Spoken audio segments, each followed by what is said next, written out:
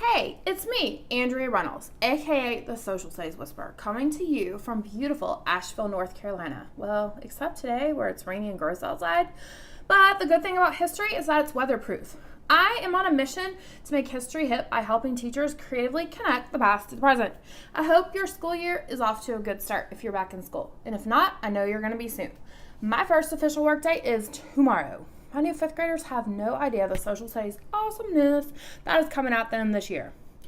A big welcome to episode 3 of my weekly Top Hits show. I'm coming to you every Sunday with 3 historical events that occurred this week so that you can plan ahead. I'll feature helpful ideas for integrating literacy, technology, and supporting all learners. These fun facts can be your saving grace in those transition moments. Great lesson hooks or the makings of morning work. I'll be including significant events from across the spectrum, including Born on This Day, battles, inventions, sports, scientific achievements, music, arts, pop culture, and more. Find out the interests of your students and use these tidbits as a way to build community and foster relationships with your learners. Spark an extra interest in history, too. If you follow the link in the video description to each week's blog post, you will find even more description for these historical happenings and a quick fact for every day of the week. You can find all previous episodes in my Instagram profile. Let's get started with the week of August 20th. You'll note for my show, I'm running the weeks Monday through Saturday. Sundays, you're on your own, folks. Okay. Top hit number 1 happened on August 22nd, 1950. And I'll be honest, it's an event I wasn't aware of and a woman I really didn't know that much about. That's exactly why I'm doing the show. I love discovering untold tales. Students have probably heard of Jackie Robinson, but have they heard of Althea Gibson? I hadn't. She was the first African American woman to be part of the National U.S. Tennis Competition. The match took place in Forest Hills, New York. Her first major victory was the French Open in 1956. She eventually took up golf and also toured with her hometown Harlem Globetrotters. If it weren't for her paving the way, Venus and Serena might not be the megastars they are. Have students research other pioneers in athletics or compare and contrast the experience of Althea Gibson and Jackie Robinson. On the National Women's History Museum website, womenshistory.org, Miss Gibson is listed prominently as number 1 for African American women who changed history. Have students learn about the other 4. I love using quotes in the classroom as quick write inspiration. Here's a quote that's included in the article from Althea Gibson. She said, "I always wanted to be somebody. If I made it, it's half because I was game enough to take a lot of punishment along the way, and half because there were a lot of people who carried me." What a powerful statement about teamwork. Okay, so if you know me, you know my jam is American history for the most part. I share stuff related to that, right? But every once in a while, I make an exception. For top hit number 2, we're going to rewind history to the way back. I have always been fascinated by the story of Pompeii, because it's so sad maybe, and the eruption of Mount Vesuvius back in AD 79. If you don't know the story, the town of Pompeii was buried in volcanic ash. Nobody in the town survived.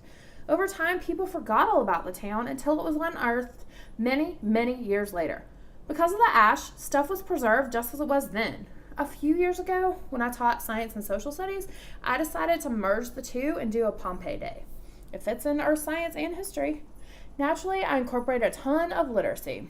I found this awesome nonfiction book by Mary Pope Osborne, who we all know as the author of the Magic Treehouse series. All my real books are in my storage unit, and I did my best to find it, but I was unsuccessful. I highly recommend Kids Discover, where you can find nonfiction magazines for science and social studies too. They also have an app with digital versions. After that Pompeii Day, I bought the Pompeii magazine, which is awesome, also in my storage unit. Did you know that there is an I Survived Pompeii version? Obviously, those are historical fiction. I love that series. Kids do too. And kids could write a diary entry like they were there, or they could write as if they were an archaeologist discovering the lost city. Be mindful that some of the images of Pompeii of the dead might be disturbing for younger students, so be careful what resources you use. I have learned the hard way to always preview videos. If you want to learn more about the activities I did in my #basic version of a room transformation, then check out my post about it. You can find the link in this week's Companion Historical Happenings blog post. The last top hit of the week is something else I wasn't familiar with. But it really ties in with credible sources, fake news, etc. Top hit 3 was the Great Moon Hoax of 1835. Yep, you heard me right. I'd heard of the War of the Worlds radio broadcast in 1938, which was so realistic, listeners thought there was really an alien invasion. I also knew that yellow journalism of the late 1800s directly led to the Spanish-American War. See what I did there? I just gave you 2 examples of mass media/media influence on the general public that you could use as something to compare and contrast with what I'm getting ready to tell you about. Okay, so on August 25th, 1835, the first of 6 articles detailing how life had been discovered on the moon was published in the New York Sun. The article outlined the discovery of unicorns, 2-legged beavers, and a bat-human mashup.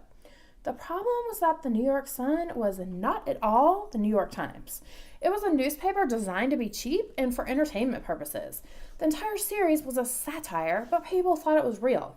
Unfortunately, that style of journalism was a wee bit before its time, and they weren't exactly going to be able to fact check with Google, right? The whole thing was designed to get sales, and in September, the newspaper admitted that the whole thing was a hoax. The crazy part is that people weren't even mad about it. They thought it was amusing. Different time and place for sure. This story opens up the possibility of a creative writing prompt or even an opinion piece on what the newspaper did. You can use this example anytime during the school year. This wraps up the top hits of August 20th through 26th. Don't forget to check the link in the description to read the blog post and sign up for a weekly reminder at bit.ly/sshooks. You'll get my free lesson hooks cheat sheet too.